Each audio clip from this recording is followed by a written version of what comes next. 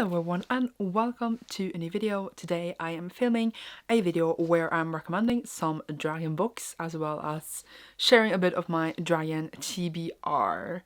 So basically, Fireblood came out, I've been in a dragon mood, and a whisper in my ear told me making a dragon video would be good.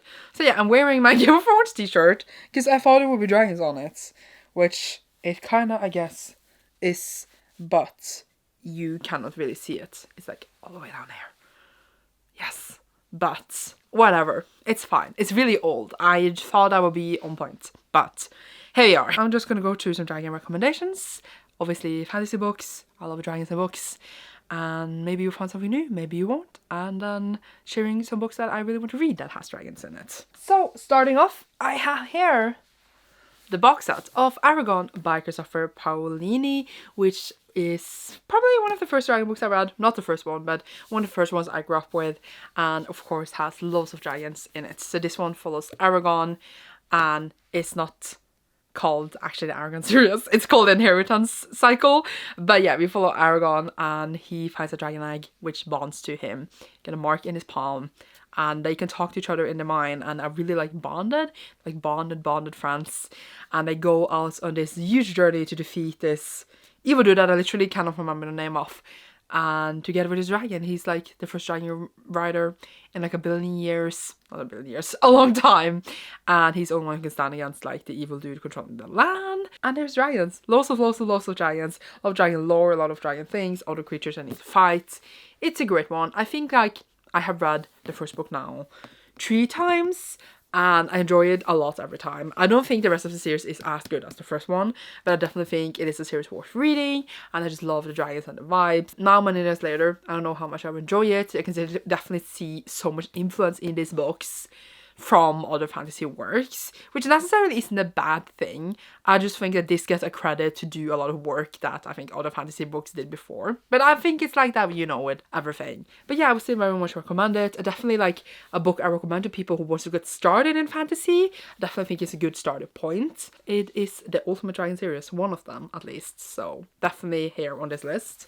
Of course. Then we have, of course, Fire of the Orange Tree by Samantha Shannon, which came out now a few years ago, and it's like the book everyone thinks about when they think about dragon lately in a few years, I would say. This one is also getting a companion slash prequel later in, I think it is February. I will leave a picture here of the beautiful cover. It is expanding its world, but they are all standalones within that world. And in this one, we have 7 point of views, and they all interconnect somehow eventually, but basically there's war brewing, evil is coming, and they're gonna stop it. I cannot remember like the name of all like the main characters right now. I just know I love the book, and it has like a main FF romance as well, and it is just beautiful and massive and just a story that you just sank into and never lets you go. I think the beginning is difficult to get into, but when you're in there you won't leave. And I really want to reread it. I have been wanting to reread it since I read it, but now it's been quite a long while. 2019, so it is a few years ago. I also have fancy, I signed copy. But either way, it is like the Ultimate Dragon book. There's so much big presence of dragons here, and yeah, you will have a great time. So it is still a standalone because the other one is a prequel.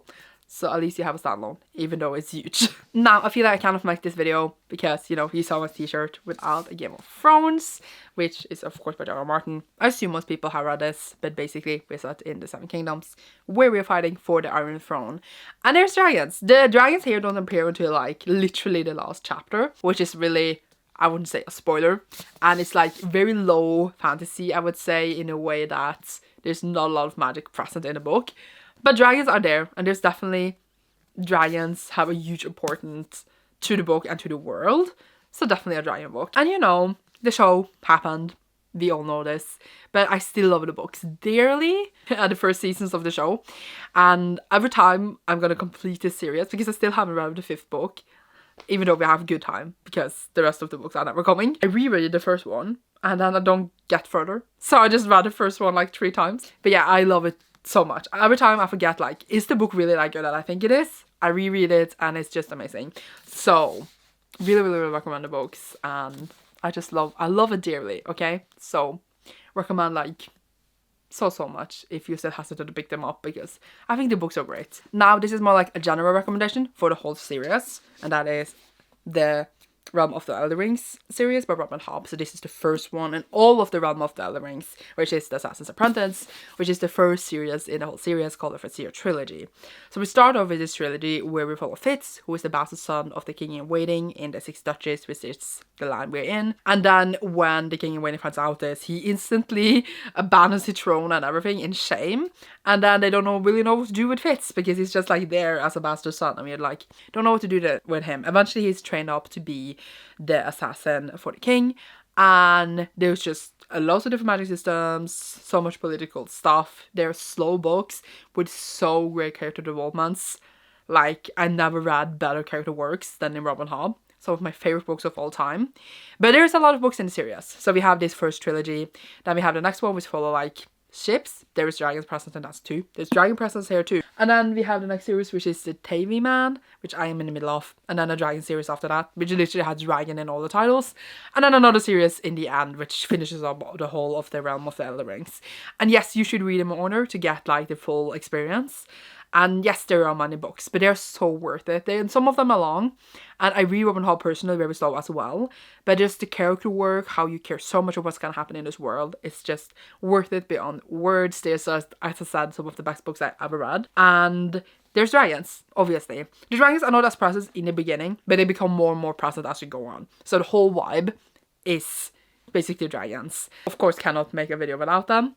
And I just love the series so dearly. I am like still not done because I don't want it to be done. So there's that. Then we have the Burning series by Evan Winter, which starts out with the Rage of Dragons and then continues with the Fires of Vengeance. So we are waiting for more books in the series.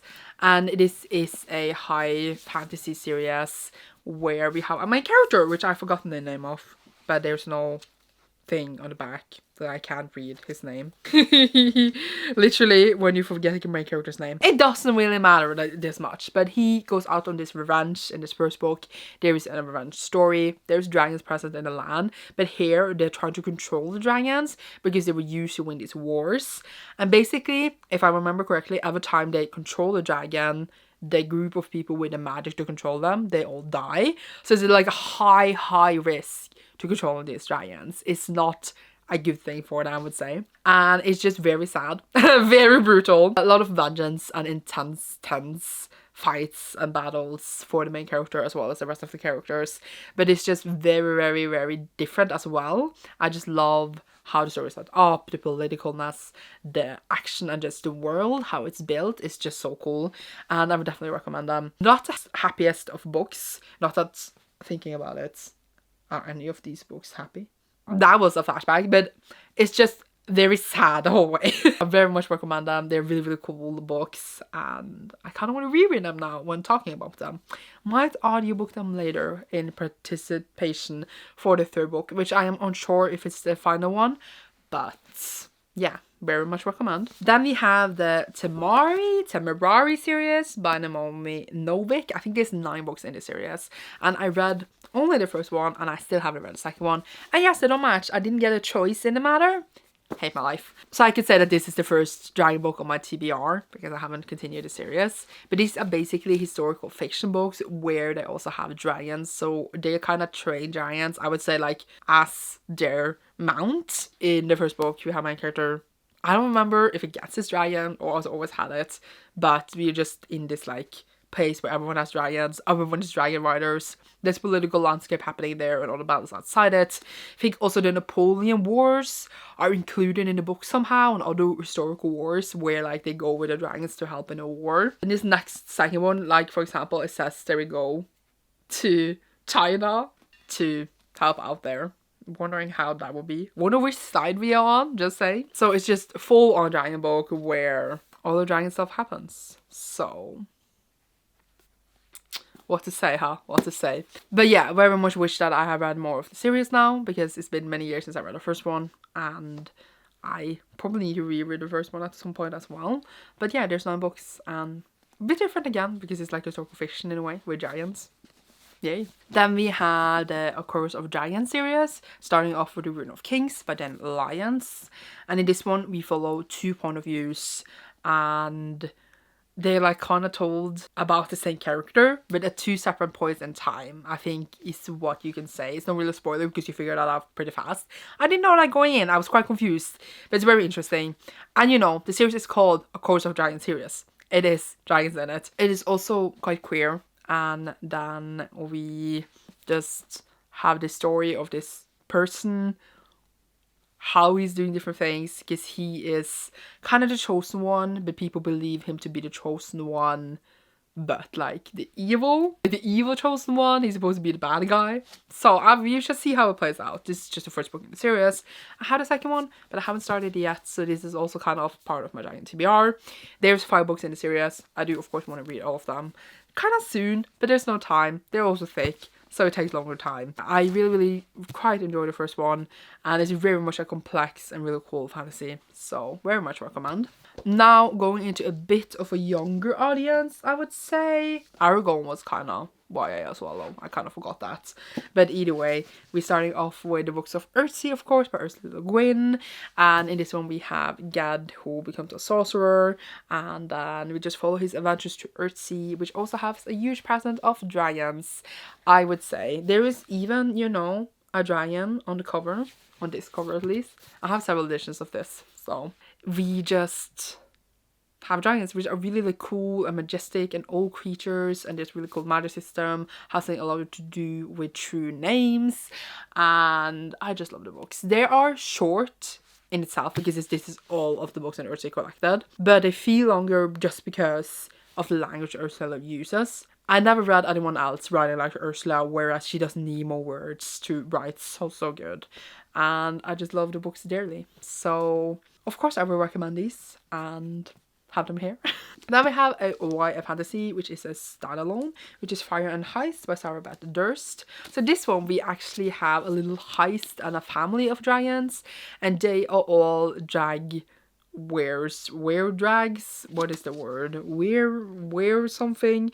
Like they turn into dragons, like a werewolf, just that they turn into dragons. So this is more like a funnier, wittier book, whereas like it's not as complex and huge as some of the other ones here, but I definitely had a good time with it, whereas this family is used to going on heists and robbing people in a way, and then our youngest girl in the family is trying to prove herself, and then other things that were revealed in the end, which when I think about it was quite crazy and not at all what you expected the story to go, but I definitely recommend it, and it was a lot of fun. So it's a very much different kind of a dragon book, but ultimately would recommend it. And now for even a younger audience, we have a Milgram series, which is The Dragon with a Chocolate Heart and The Girl with a Dragon Heart, both by Stephanie Brilliant. There's also a third book, but I haven't gotten to it yet. And in this one, in the first book at least, we follow a dragon who eats chocolate, and she loves chocolate and is turned into a human girl, and she's like shit. Basically then she gets to know humans in this town. There's a lot of friendship and beautifulness. It is definitely a middle-grade series, and it is very sweet, and I will recommend it so much if you enjoy middle grade, or if you have someone you want to read this story to, or they can read it on their own, you know, a young audience in general. And then in the second book we just have a girl who is turned into a dragon, and then in the third book I don't know because I haven't read it, but I know it's the third book that completed the trilogy, which I really did enjoy, and I kind of want to reread it because it was just such a good feel story that I had such a good time with.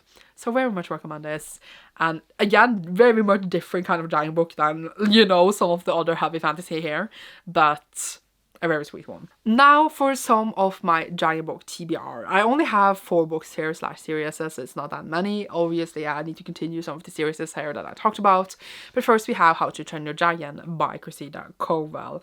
So I always wanted to read this, especially like since knowing it was a book and I love the movie so much, and I also am reading the Wizards of One series by the author, which I really quite enjoying. Then I found out that David Tennant also reads the audiobooks for these.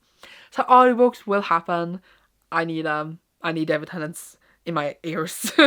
But I think also it's like 40 books. I will maybe take me a while. Is it 14 books? Is that a dream? Is that a fever dream? But either way, waiting to read this at some point. I think I will enjoy them. They're short, cute, middle-grade books. And obviously, I don't know the plot, but I assume it is about the main character finding the dragon, just like in the movie. I assume. I'm not sure. Then we have the Lady Chant series, which starts off with a natural history of giants. I assume there's lots of giant in this. It is called A Natural History of Giants. There's a dragon on the cover. I don't know anything about this, but I got it recommended, and it seems honestly like a book I would enjoy so much. It looks like a book I'm gonna enjoy so much. I am scared to read a synopsis because I just don't do that, but I think I'm gonna enjoy it. Also, I have the next 2 books, but there it says the serpents, and here it is about basilisk. So is it about different magical creatures in every book? Either way, the first one starts off with giants, so I assume it's gonna be giants. Also, some of the fantasy series are not that thick. Like, some of these here were huge. These are not that thick. And I think it's 5 books in the series, and I already have 3 of them. So I'm very excited to read it. Hopefully it covers around giants. And then I got, on the note of Game of Thrones and Fire and Blood, I have Fire and Blood. I haven't read it yet. This is, you know, a appendix, and I'm just gonna say a historian book about the Targaryen house, and it's what Fire and Blood, the series, is based upon. And now watching the show, I really do want to read this and just find out about all the Targaryens. I do think they have 2 similar names though, so I'm gonna forget who was who like instantly. But I had this basically since it was released. I just never read it. So I was opening the book to see like how it looks like, but it says a lot about like, yeah, this character did this on this day, this happened in this year, this happened, this character said this at this time, you know. So it is kind of a storybook, but I would still read it because it is Targaryens and it is set in A Song of Ice and Fire world, so I love it. But it's also just like, dang. So I want to know the full story. I want to read this. I think I'm gonna love it, but I've been intimidated by its size and the fact that it is a historical book. But it's still, I am excited. So yay. And then we have, in the end, Uprooted by Novik. The same author as Tamarinari. This one, it seems like it's set in this village where a dragon takes girls, but he doesn't eat them. So I assume it is a dragon book. And everyone loves this, and everyone says it's beautiful. So I am really excited to read it. I had it for a billion years. Like, this is the Illuminated special edition. But I had like a normal UK hardback, paperback, for like years and years and years, and I still have that one, but I still haven't read it. I even have the Kindle edition. I haven't read it, and then I have this. I am excited to read it though. I think I will love it. A person I have a high value of opinion loves this, and I basically loved almost everything that she has recommended me. I don't know anything about the plot except like the first part of the sentence of the synopsis, which says, our dragon doesn't eat the girls he takes, no matter what the stories say, tell outside our valley. So I assume it has something to do with the dragon. What happens with the girls he takes? We don't know. We need to find out for reading this. That was the last dragon book on my TBR, and some dragon books I recommend. Leave dragon book suggestions down below if you like. Now you know mine. And I feel like it's not enough, and I feel like I probably have other books on my shelves that I have forgotten are dragon books or are dragon books without me knowing. I hope you enjoyed. Leave a dragon emoji down below if you enjoyed this. You will see me soon in a new video. All my social media links are down below if you want to check me out more, including my Patreon if you want to support my channel further. And you will see me soon. Bye!